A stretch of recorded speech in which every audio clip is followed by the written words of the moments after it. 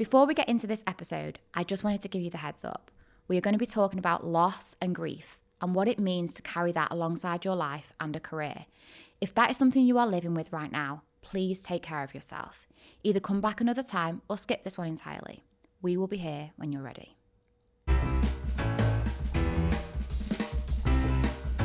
Unfortunately, I lost my mum when I was 19. One of my life ambitions was to have my own family and to be a mother myself. I'm not feeling that reward factor as I was before I went on mat leave. Should I leave and get another job? Should I leave and set up my own business? The social media, so it's Jess from HR is my social handle, and that is all around educating and empowering employees in the workplace. She left me a letter and on there it said, if you do good things will happen.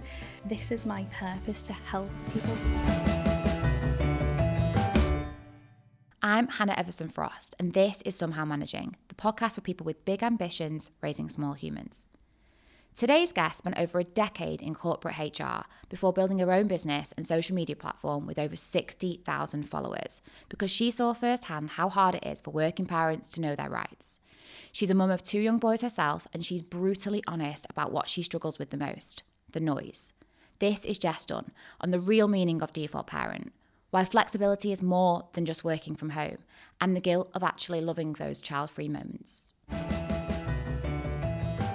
Welcome, Jess, to Somehow Managing. Thank you so much for joining me today. Somehow Managing is a podcast for people with really big ambitions, raising small humans, and somehow managing. It's so great to have you today. Jess, you are a HR expert. You are a influencer. Would it be fair to say? Yeah. And you are a mother of 2 very young boys. Yeah. So I'm so excited to hear your perspective on working parenthood and get into a little bit of the detail around your story. So let's get into it. Kick us off. So I had a very strong family network, and we're a loving family on both sides. Unfortunately, I lost my mum when I was 19, so that played a real pivotal part in my life. And I think one of my life ambitions was to have my own family and to be a mother myself. So I finally, after kissing a few frogs, met the man of my dreams, and I think it was less than a year that I fell pregnant and had my first boy. And then we were like, we want to grow our family. So I've got 2 boys, one's age 3 and one's 18 months old. And it's the best thing that's ever happened to me, but I would definitely say it's the most challenging thing at times. And yeah, not having my mum around, plays a really big part in that. It's a big absence in my life, but we are well looked after. But it definitely is a challenge, being, a working mum and having the business and juggling everything. So talk to us a little bit more about the business then. So talk to me about what led to you setting up on your own and what your career path to that point looked like. Yeah. So I first wanted to be a solicitor, but when I went into that field, I felt it was a bit cold, and I've got a real strong people connection. Like, I feel that I've got a strong EQ and I really want to make a difference to people's lives. So I was like, well, let's go into the people profession. And I've worked in HR now for over 10, 12 years in corporate roles. But I started to lose that reward factor, if I'm totally honest. I had 2 babies, so I had my first, was on mat leave. When I went back to the workplace, everything had changed and I felt a little bit out of sync, and it was quite difficult for me. I then started to think, well, is this right? What do I want to do? I'm not feeling that reward factor as I was before I went on mat leave. So I started posting stuff on social media around HR to sort of give myself that hobby and to keep my mind active in that HR field. And then I was getting to the decision of, I want to have another baby. I don't really like where I'm working at the minute, if I'm totally honest. And I got to the point with should I leave and get another job, but then I'm going to be faced with then having to go on mat leave when you've just started a new job. Should I leave and set up my own business, but being self-employed and then going on maternity leave? So there were so many questions that I had at this time, and we took the decision to have a second child. And his name's Oliver, and I often think he's the reason I am where I am today, because of his life, I was able to then take direction where I wanted to go. So Oliver came along. I was on maternity leave, and I really started to be a bit more strategic about the direction I wanted to go in. I spoke with my employer at the time, and they were really supportive, where we agreed I wouldn't go back after mat leave, but I would work like a part-time notice almost with them. And then I set up the business, and the social media side really took off. But there's sort of there's two different angles to the business and the social media side at the minute, which I'm trying to bring together. So the social media, it's Jess from HR is my social handle, and that is all around educating and empowering employees in the workplace, because what I've found being in the HR function is back in the day, you used to have personnel where someone would knock on the door and go in and say, how many holidays have I got left? And, the HR manager would sometimes be like an agony aunt, and the function's not like that anymore. And rightly so, we've, as a profession, we, study hard in the people strategy field, and our skill sets enable us to be strategic in a business lens. So I really feel that HR in a corporate world is better placed in that more corporate field than the employees.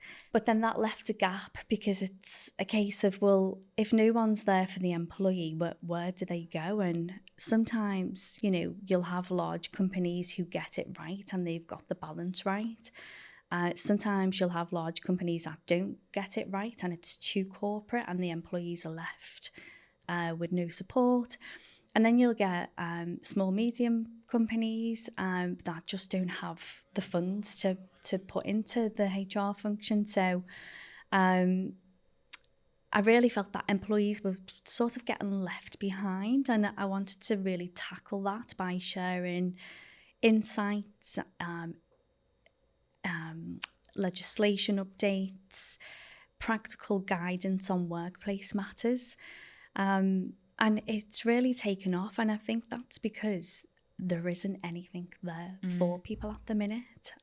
You have like ACAS, Direct Gov, all your brilliant, maternity action, work and families, which unfortunately is closing down, but there wasn't really anything across the social media channels. So I do feel that now it's a case of getting the right information to the people, and there's a real gap, I think, for that at the minute. That's so brilliant. And I think you spotting that gap and speaking directly to it through your social is really what I would want to see out of content creators. It is like that value. And I think when I think about this podcast and the content I'm trying to put out there, the reason this podcast was born was because when I got back from mat leave, I remember feeling like I was craving content like this. So real world stories of people who have gone through it, have survived, have made it work, a little bit of an insight as to how they make it work. But I wasn't looking for loads of advice. I actually wanted to just hear from people who were doing it and hear their stories. And I think that I craved it and I couldn't find a lot of it. So I do feel like there's a gap there too. And I think that's, to your point, sort of filling that gap on social is really important, and it adds value. You spoke a little bit there about the other organisations in your space that are currently set up to support working parents. And naturally, our conversation today, given your profession, will hone in on the laws and the legislation and the rights of both mums and dads, and particularly the sentiment around parental leave and things like that, I'd like to dig into. But from your personal perspective, what's your family setup at home, and what does your partner do, and how is it currently working for you guys? Yeah, so I've got the most supportive partner in the world, so I'll start off by saying that I wouldn't change him. You know, what he does he's a brilliant dad, and he's a brilliant partner. I think society and cultural norms have created this concept that the mum does everything. And I feel that I take on more of the mental load. If I ask my partner to do anything, he will do anything, you know, but he doesn't always know how many spare pants are in the nursery bag. You know, he might get up in the morning and he will think, you know, I'll make him milk, and you know, I'll do the dishwasher, and that's him, you know, doing as he should, you know, we're both contributing to the house. But I'll wake up and in my head I'll be like, right, and I'll be planning a couple of days ahead, then I'll be doing the nursery bags, then you know, I'll be getting the boys ready. My partner has to leave before me because he works further away. And that's fine, you know, he can't change that. But I do the nursery drop-off every day, and I do the pick-up. He does actually do a long drive on a Monday down to his parents' house where the boys go to their nan and granddad's then.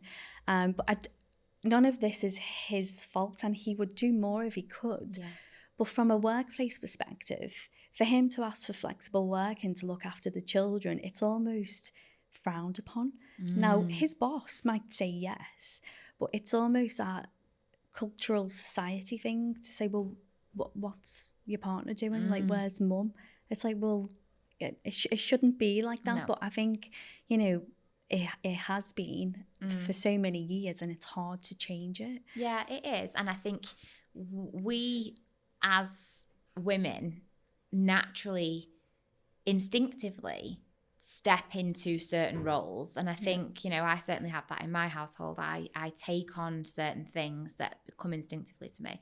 But what is really important is that there is a role for us both to play, and there's no resentment there. But I think to your point there about your partner having to do be in the office at a certain time, and he's got a longer drive and all of that, the assumption is that, well, you haven't. The society is, well, you haven't got that, so therefore, of course, you'll do it.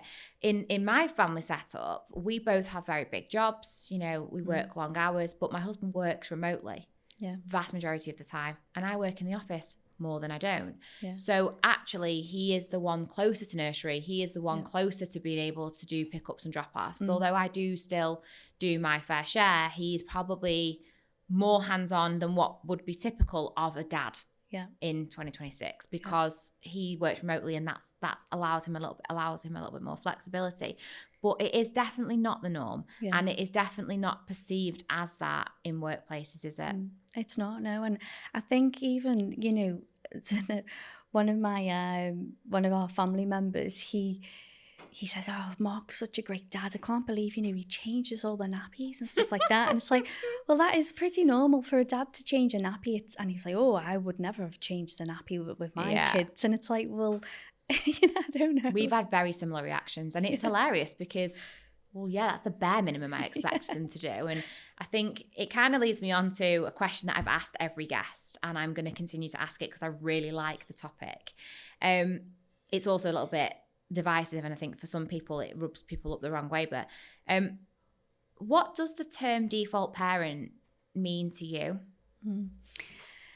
I think it means the person who sort of takes on the majority of the, I would say, headspace, because, you know, you can both have those shared actions. And I go back to saying, you know, my partner's the best dad and partner in the world of what I could ask for.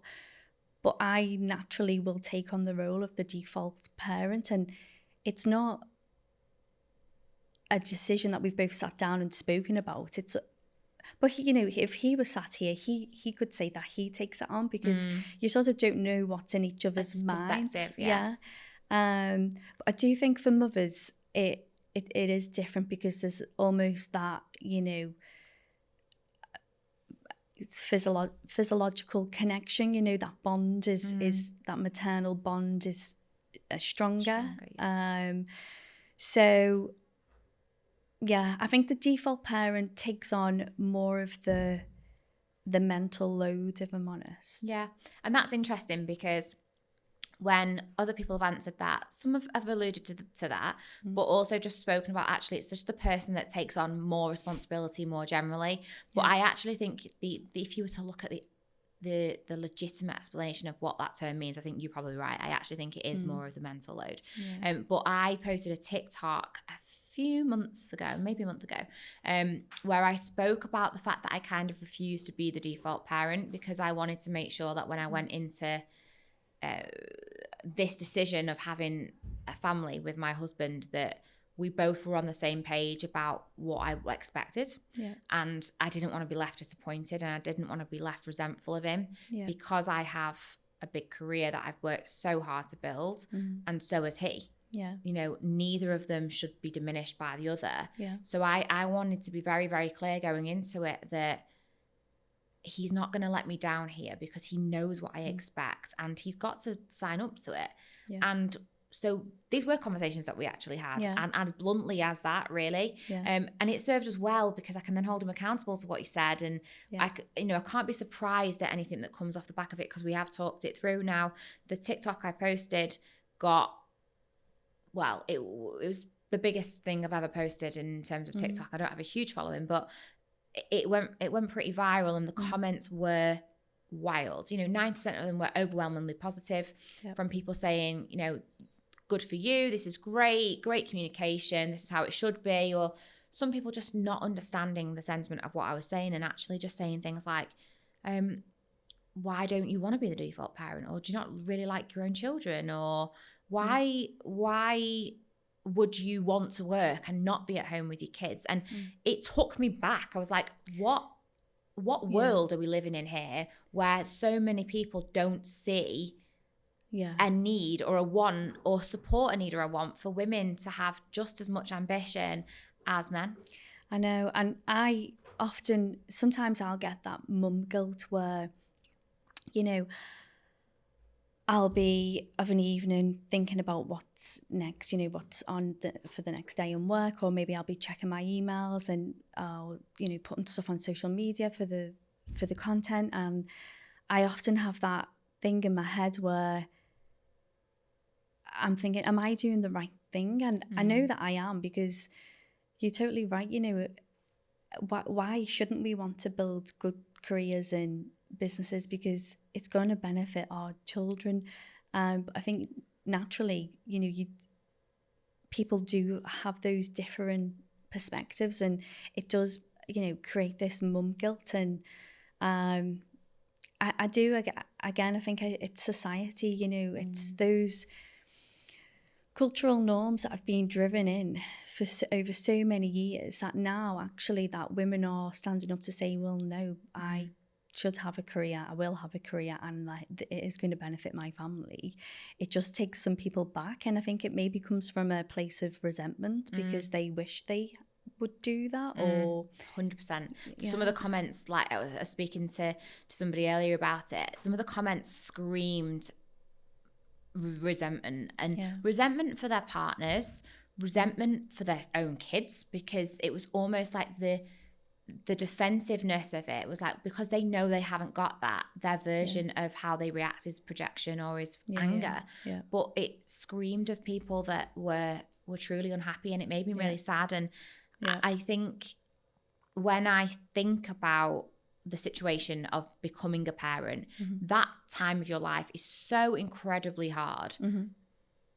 Everything's about to change. There's so much that comes with it, particularly from a woman's perspective, carrying the child, being pregnant, that comes with all sorts of issues, and knowing you've got to give birth, and then what that postpartum period looks like. Having all of that alongside then potentially the fear of the fact that the other person in that relationship isn't going to pull their weight or isn't going to be there for you in that way is really, really hard. Yeah. And I talk about the decision around who you choose to have a family with being like the most important decision you'll ever make in your adult life. Yeah. And I think it really is. I think it's the most important decision that we make, because I think it sets everything up for the future. How successful you can be in your career very much depends on how much support you've got at home. Like if you've got that close immediate family network, great, but in this day and age that's not that normal. People live away from their families, or they don't have their grandparents around, you know, the children's grandparents around. Like we don't really have that, so we are on our own. It's us. It's him and I. And if we're not going to make it work, then no one is. And I sort of see commonality there, because I probably only stepped out of my comfort zone once I met Mark, my partner, because he feels like that safe space to me, you know. So sometimes, like when you put yourself out online, or you know you're going to build a business and so on, you can feel quite vulnerable.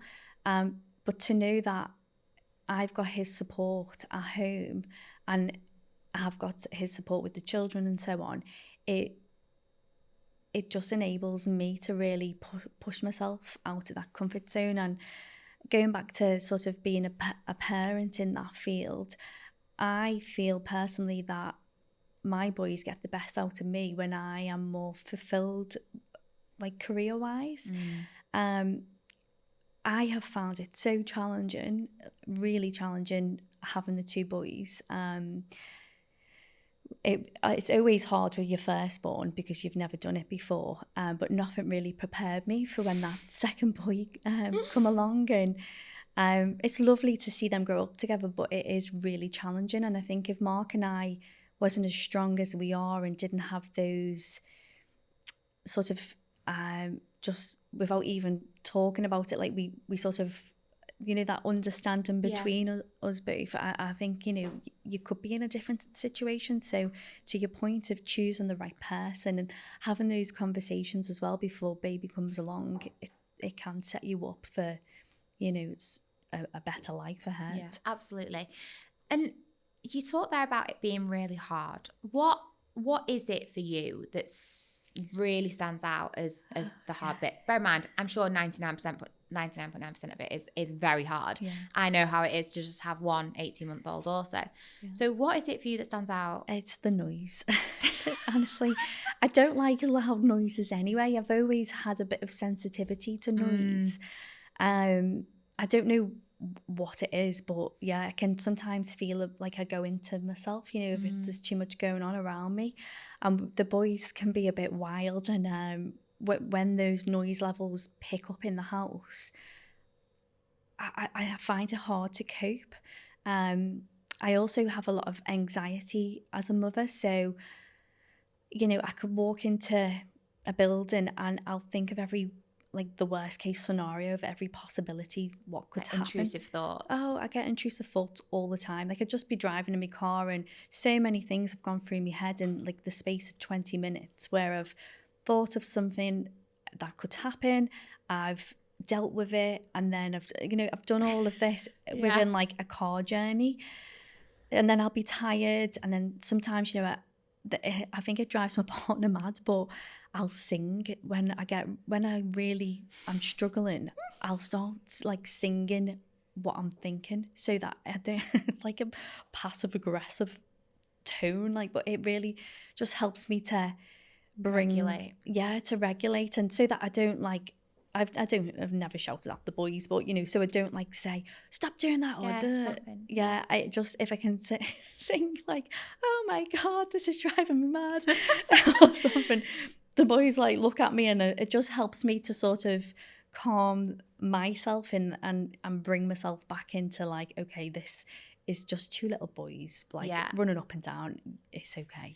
Yeah, but you know, you're already there trying to sort of like explain or trying to make an excuse for why you feel the way you feel. The reality is it is so overstimulating sometimes. And that term was something that I remember a lot of content I was served when I was off on mat leave and when I got back from work was around this sort of overstimulation thing, and why mums in particular, but why parents end up snapping, because it's not that specific incident is that bad. It's not that noise is that bad.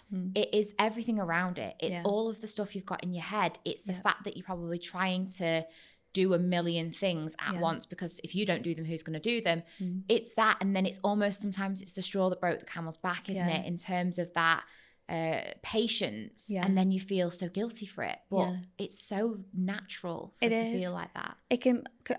With starting the business as well, you know, a lot of my worries at the minute around, you know, like pipeline, and the boys could be watching Bluey on the telly and I'm sitting there thinking, you know, what have I got on for the next couple of months? And then again, because I do suffer with anxiety, I'll be like sort of creating these scenarios in my head, fixing them all, and then I'm trying to sort of deal with that. And as you say, you know, the smallest thing can happen. I'm like, and it just like will set me over the edge where I'm like, oh my God. But I don't work on a Friday and I have the boys then, and every Friday Mark comes back from work. I think he walks in the house and he's like, oh my God, you know, what am I going to walk into? And sometimes I can be like, oh, the boys have been really good today. And other times I'm like, I just need to go for a walk. Away. Like, I need out. Yeah. It's really interesting you say that you don't work on a Friday and you basically get that day. And I remember when I came back to work full-time, Teddy was in nursery full-time, the guilt I felt about that. But actually sometimes when I am off with him for an extra day, this sounds awful, but that third day is actually quite hard for me because I'm not used to it for a start. Like the level of entertainment he now needs on a constant basis means that I struggle with that. That's kind of not who I am. Yeah. I've always struggled with trying to entertain him for a full day, so I go out a lot. I'm just like, I'll keep him out all day long. So do I. You've got to get out it's the so house. hard. So that third day, particularly if you are on your own, I can only begin to imagine with 2 and 3 how it would go. And you're not alone in that at all. I imagine it's very, very common to feel like you just need that bit of space. Yeah. And my boys, as soon as we pull up at nursery, like the little one, the 18-month-old, he's like all excited because I think they do get what they need in the nursery setting. I agree. They, you know, it's such a good place for them to socialise, to develop skills that they wouldn't do at home. And you know, we do the same thing every Friday. First thing in the morning, we'll go for a walk. I'll get a coffee. Then a lot of the time we're travelling to see family, so they'll be in the car for like 40 minutes to an hour. We might go to the park. You know, it's nice to have that time, but it's also nice for them when they're in nursery as well. So, you know, I don't think they see any difference. No, definitely not. I think a lot of it's in our own heads, isn't it? Yeah. And the reason this podcast exists, and a lot of the reason why I wanted to do this, was because the more people that say that out loud, the better it makes whoever is on the receiving end of it feel, because you can so easily get in your own head about all of this. And I remember feeling so guilty that I loved dropping him off at nursery and driving to work. Yeah, I'm like that every day. I'm obsessed with that little boy. Why am I feeling good about that? Because I should want to be with him every second of every day, shouldn't I? That's what society would tell me is normal. And I loved that 40-minute commute from nursery to the office with a coffee, with my own music on, not Baby Shark on repeat. I love that. And there are days when he's been brilliant. You know, we've had a lovely weekend and we've had a great morning. He's just in the best mood ever. And I do get a bit like, oh, I wish I was spending the day with you today because you are in such a mint mood. But it wouldn't have lasted very long, and all of a sudden he would have wanted to start smashing my house up. So he's better off at nursery in that environment where they just constant activity after activity. So I think it is absolutely important that people hear that and not the other narrative, which is why someone else raising your child more than you, because that is definitely something I've heard. Yeah, and I faced that when I was on mat leave the first time, and I had friends who had just had babies, and they were all going back part-time, and I was actually had a lot of anxiety being away from the workplace because I was like, oh, is my replacement going to be better than me? And oh, they've not communicated with me. And I was focusing more on my position at work than enjoying being on maternity leave. And they were all going back part-time, and I was like, I want to go back like full-time. But I made a decision to do half a day on a Friday, because probably around finances as well, but because I felt like I had to say, oh yeah, well, he only goes to nursery on these days, because you feel like you have to justify how much they're in nursery, and it's like, well, yeah, well, what about when they go to school?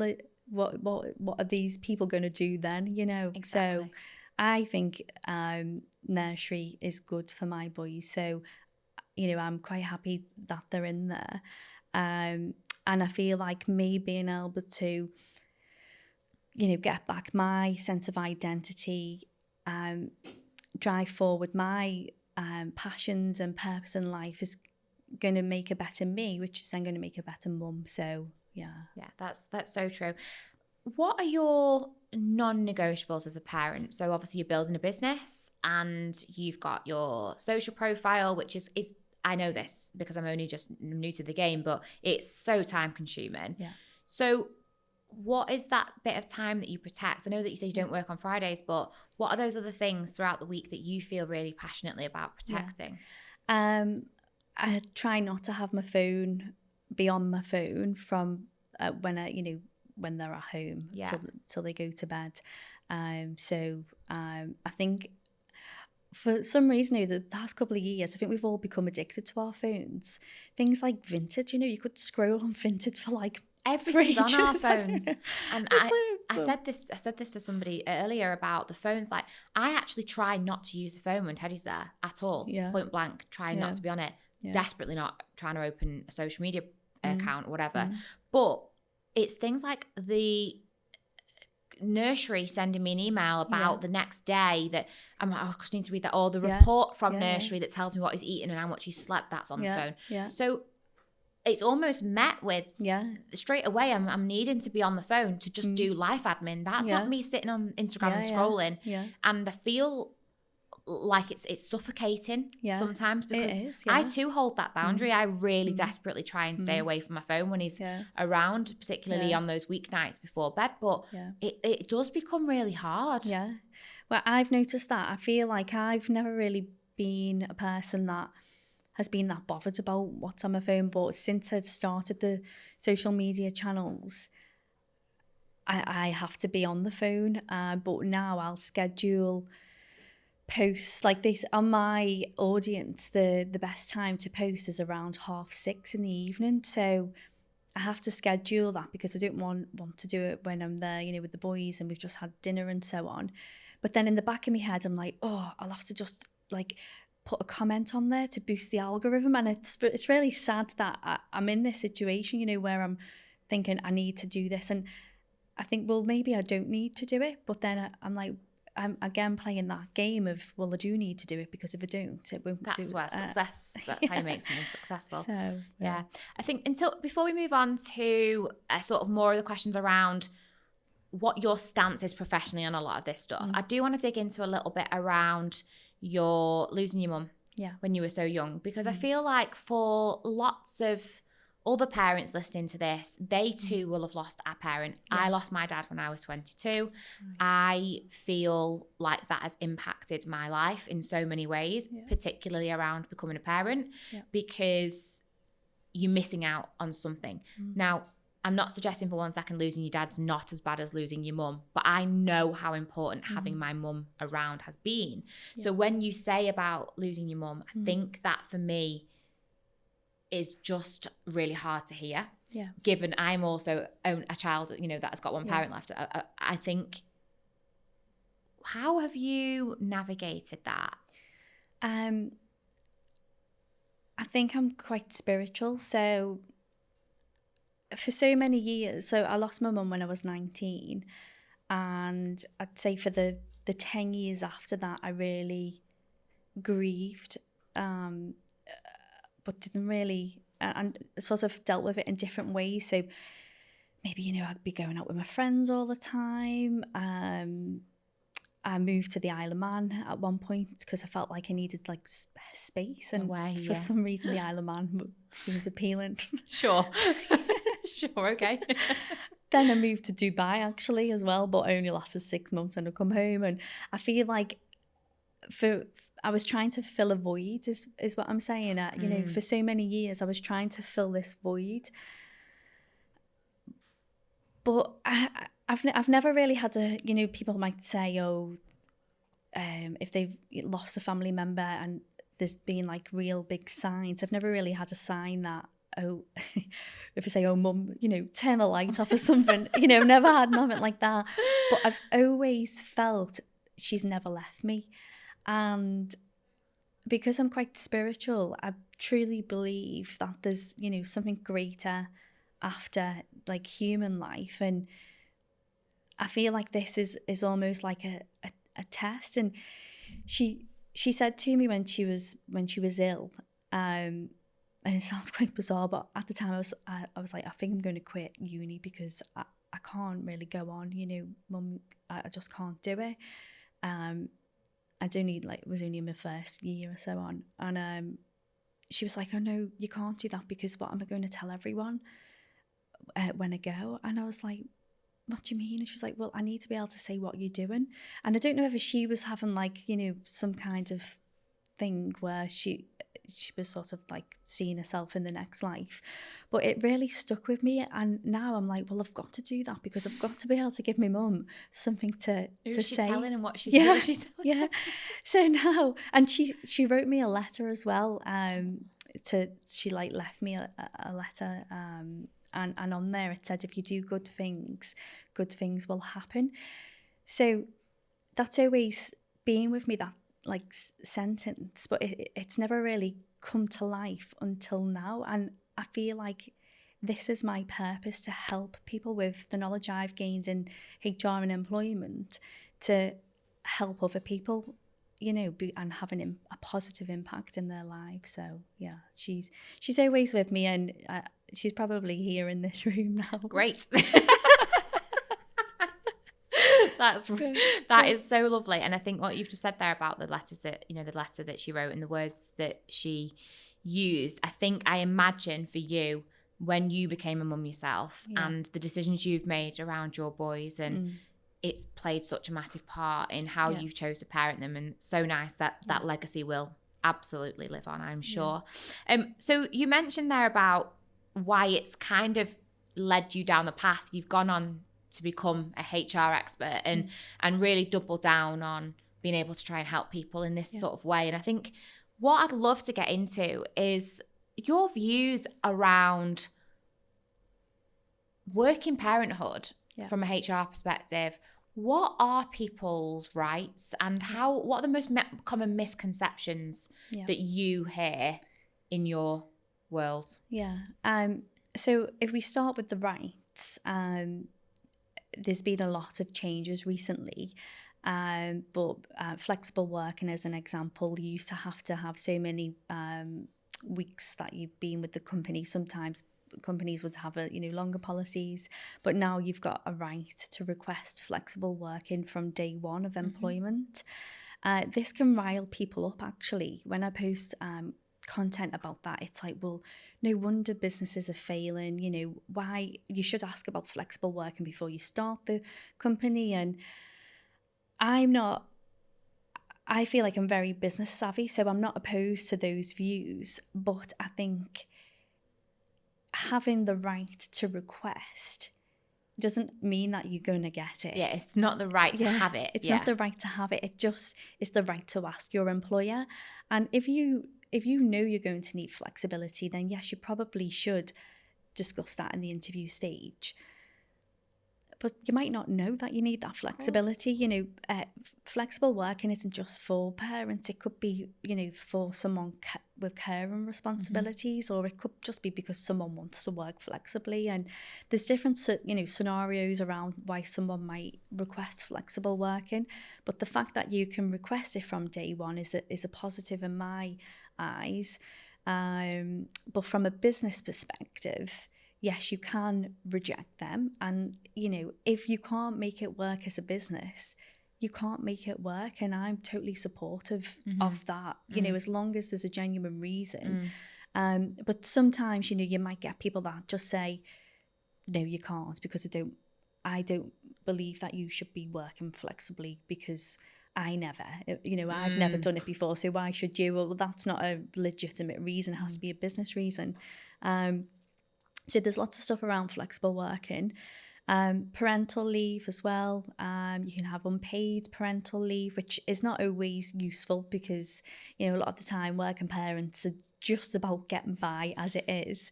But it's still something there that you can take without being, held at detriment for. And then redundancy situations. So people pregnant women, have protections around redundancy and when they return to the workplace, but only in terms of being offered suitable alternatives.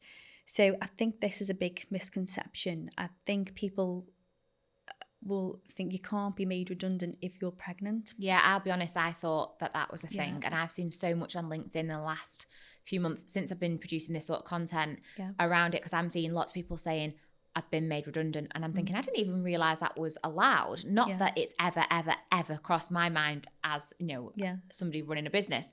But just probably is an incorrect myth, isn't it? Yeah, I think people think if you're pregnant you can't be made redundant, but you can. The difference is, say a company is making redundancies in a certain function. Say there's 10 people in the function and they only need 8. Well, you should have protection in that. Within that scenario. So you should either have protection there from a pooling perspective, or, if there's suitable alternatives elsewhere in the business, you should be offered those. Well, I don't have any statistics or data to sort of add to this point, but I have seen through my own social content with people messaging, there seems to be a lot of people who are made redundant when they're pregnant or they've just returned back to the workplace. How you can prove discrimination sometimes can be quite tricky. So again, going back to that whole society, cultural norms, I do think there needs to be a shift on how the workforce treat working parents and people, women going off on mat leave. Like, if we're going to continue to exist on this planet, how, of course people are going to need to be pregnant. It just doesn't make sense. That sentiment there makes me laugh, because I definitely have heard lots of it in recent months of, well, they chose to have kids, why should they get... Hang on a minute. Do you understand what happens if we don't have kids? We're doing a public service here. We're getting to be 9 months pregnant, and that size for the future good of this planet. Now, I think, jokes aside, it is quite scary how obviously the birth rate's coming down massively, and then we're almost shocked at that. Well, how can you be shocked when it's getting harder than ever to have a family? It's getting harder than ever to have more than one child. Absolutely, definitely, because you've got 2 in nursery now. You must be feeling that. It's just hard work. It's not something that me and my husband are in a position to be able to do, because we've already said we want another one, but we're not going to do it until he's out of nursery, unless it's an unavoidable situation. But because we don't want to have to sacrifice everything that we basically now get to do over a weekend, which is what then happens, right? If we make that choice, then that is it. We know that we've got to maybe not go on that holiday next year, or maybe not be able to just go out for food whenever we want to go out for food. So there's sacrifices we have to make, and that's fine. We're comfortable with that. But then you go to, well, that is though why people end up just having one. I'm 35, my husband's 40. If we don't have another one in the next few years, it is going to get very hard for us, and we may never. So then you go, right, well, there's 2 people with decent jobs. They should be able to have more than one child. It's hard, because I've had friends who had children quite early on in life, and they sort of sacrificed their potential of a career to have a child. And it must have been so difficult, because I've got the luxury now that I've built that career, so I should be able to guarantee a certain income and so on. But, not that I want a third, but I do sometimes think it would be nice to have, I say this now, but when I go home, I won't be saying it. When the noise kicks in. But it's like, it would be nice, but I feel that maybe I could fit another one in, but my partner has said like, no, he feels like he's too old now and so on. And we've made the decision not to. So it's a case of, do you have children young so that you can have multiple, or do you wait as a lot of people are now, but then you sort of you feel this time clock then, and it's such a difficult position because there's no right or wrong, and the circumstances are different either way. So it's tricky, isn't it, to know what the best thing to do is? Yeah, it is. And I think the reality is there is no perfect situation here, because I'm very aware that the situation we're in are because of choices we've made. We chose not to have kids when we were young. I mean, we didn't. We met when we were a little bit older, but we chose not to have kids straight away. We chose to get married first, which then meant we were saving for a wedding. We then chose to not rush into it immediately, but then the time was sort of coming. We're like, okay, get on with it. These are all choices we made. No one's forced us to do any of this. I'm so aware of it. But I think it's a lot of the decisions we have made is because of the system we're living in and how hard it almost is to think about how you fit it in and when. And I know that I personally always remember having a goal, which was I wanted to get to a certain level before I had a family.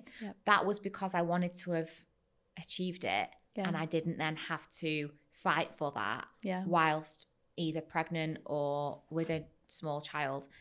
That in itself is not ideal, because that puts a lot of pressure on somebody to do certain things in their career by a certain time. But that was the tact I took. I know that I'm not the only person that's sort of felt that way, and that's the strategy that they've taken as well. I heard a horror story a couple of weeks ago. Somebody whose wife had been on a night out with her boss. They'd had a few drinks. They were talking about this role that was opening up. It was a promotion. It would have been a promotion for her.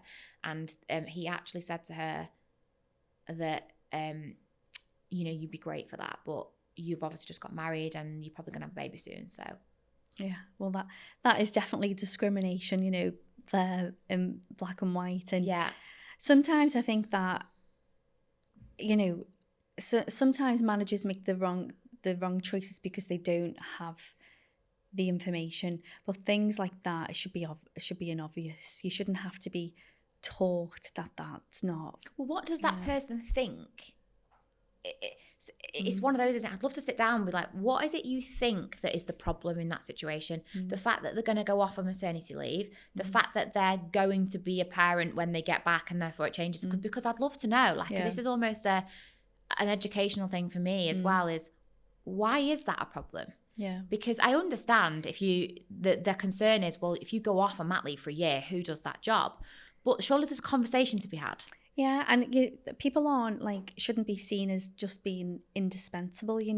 If someone's going to be given a promotion, it's because they're the right person for that job, and that is a long-term thing. So the fact that they'll be off for 9 to 12 months shouldn't be that big of a deal, given that you see that person in the role for so many years. If they're perfect for it, they're perfect for it. And the contribution that they would bring, you could have someone who is there and is shocking at the role. So it just it's bizarre how I can see the aspect of the panic around we're not going to have someone in the role, but that there's ways and means around that, so that shouldn't be a deciding factor of, oh no, they might have a baby so they shouldn't get a position. That is discrimination. Yeah, I think so. I've not actually spoken to this person, but I am seeing this person's partner in a few weeks, so I am keen to dig into it a little bit more and find out whether she took it further, because I just feel like you need answers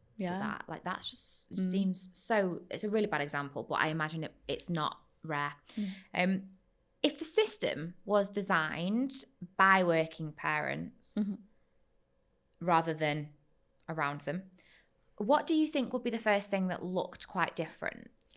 I would probably say the leadership team. I think we know that, there's not, I don't have the data stat, but there needs to be more leaders, women on leadership teams and boards and so on. So I feel like there would be more working parents, whether that's a mum or a dad, leading from the top.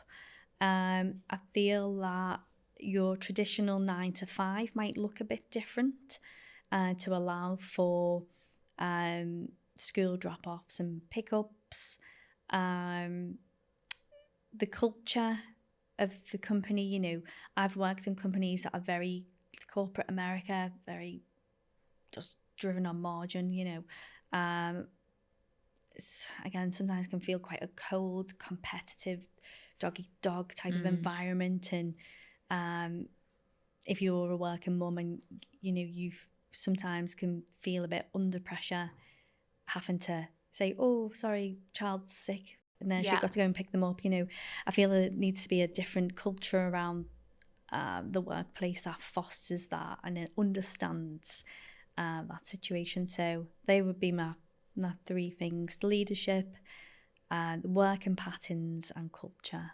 Yeah, I think the working patterns one, as far as I'm concerned, it's a really quick fix because there are jobs, there are roles, and there are jobs, and there are companies in whereby that doesn't work because there is a need to be in the business at a certain time for various reasons. I cannot speak to every single industry and every single role, but I do feel like in most roles, particularly in professional services, things where there's like a task to be done but could be done at any time. That flexibility, it doesn't only allow for that parent to allow to be able to do the thing that they need to do, i.e. pick the child up whenever it might be, but actually that break away from the working day, sometimes it's really positive. I don't pick my child up from anywhere until after 5 because it's nursery, not school. But sometimes I'll finish at 4:45 to go and grab him, have a couple of hours, make sure we've had that time together, and then I'll have the best ideas that night when I sit down because I've almost took myself away from the situation and come back to it. That's actually probably a pretty good working pattern for a lot of people. From my sort of HR hat here, I think in a perfect world that would be ideal, and with the right employees that would work. Again, because of the way society is and so on, I have seen it where people are trying to juggle having the kids at home and working at the same time, and that just doesn't work. So I think it all depends on your support system at home as well. And it might not be a case of you finish every day to go and pick your kids up. I definitely don't. But maybe there's flexibility where you do a couple of days, and sometimes it might be a case of you actually work an hour later on another day. It doesn't have to be sort of a take from the business. It can be an agreement of give and take, and I think striking that balance is key. And again, the right type of cultures and leadership are able to do that. But I think in some companies, the bigger you grow, the more complex those workforce arrangements can get. Yeah, I think that's really important, isn't it? Because we spoke about choosing the right partner when you think about having a family, but also choosing the right employer. Because if you plan to have a family or you already have children and you're going through an interview process, it's the right thing to do to make sure that you interview them as much as they interview you and understand what their policies are around flexible working and all of that, because you want to make sure that you're aligned. I know I can say these things because I'm coming at it from a point of an employer.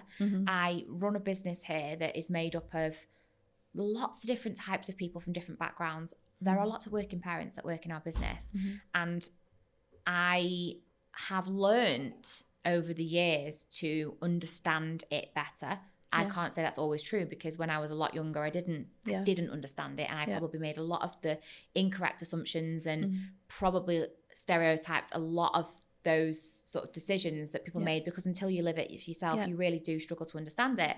But now I genuinely don't even really think about it.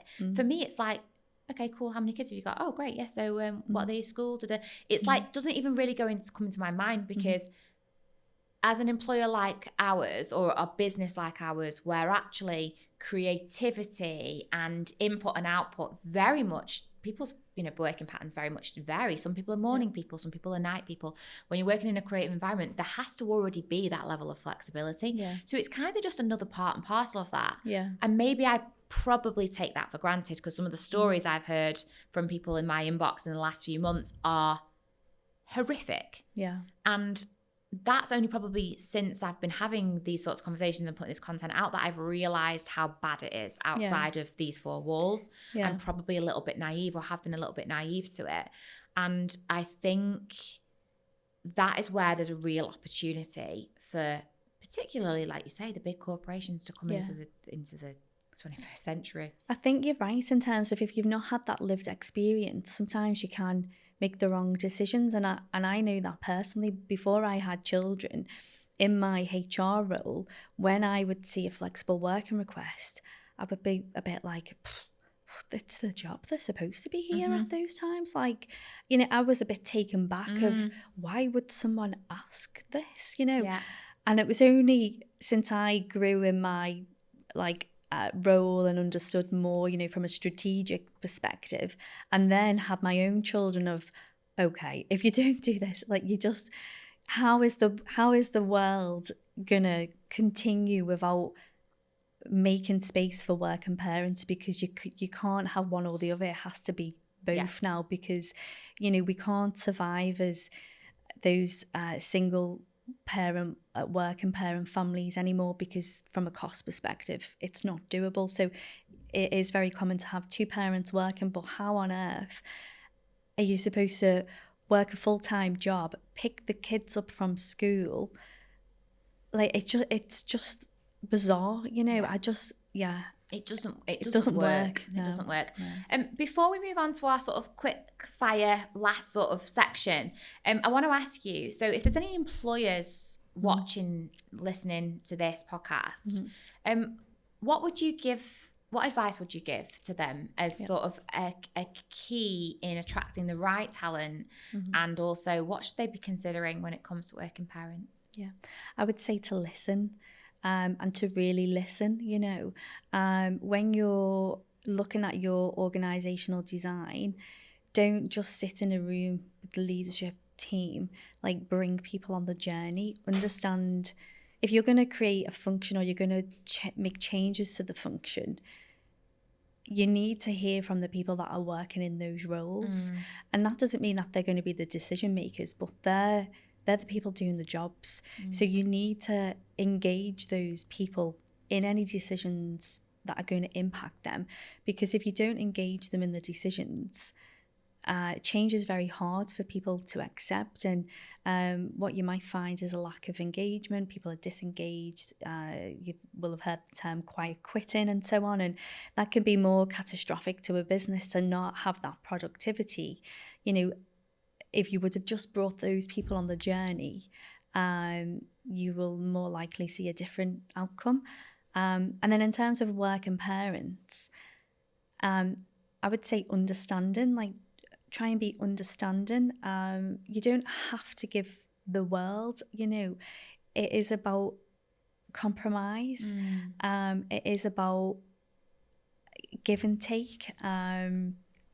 If you, say... from a business perspective, I get it. There's operations that need to be done, and there's certain industries that can say yes to something. There's certain industries that can't. But there'll be differences. Flexibility isn't just about working from home or starting earlier and finishing earlier. There's different ways that you can be flexible. So have open, honest conversations with your employees, and discuss the possibilities of what can happen, rather than a blanket no. That's really good advice. Thanks so much. So the last sort of section of questions I want to ask you is a bit of a quick fire round, all numerical answers. Just answer them as quickly as you can. Okay, so on average, how many hours sleep are you getting at the minute? Probably about six or seven. That's not too bad. No. With a three-year-old and an 18-month-old. Yeah. I'd say that's as good as it probably gets at that age. That's pretty good going. How many times have you asked ChatGPT for parenting advice in the last 12 months? Funny enough, I've not, but I'm going to try that. Yeah. Good, it's great. I do search on Instagram, and something that come up was just shout the name Jessica, which is my name. So I have tried. What? That. Just cut the noise and the tantrums. Yeah. I'll try that too. I'll shout Jessica as well. How many times have you missed memos from nursery to tell them to wear a certain colour? Yeah, I don't have a number, but a lot. Numerous times. I've just had one, just checked my phone earlier, I've just had one about wearing red and white every time England play, which starts tomorrow.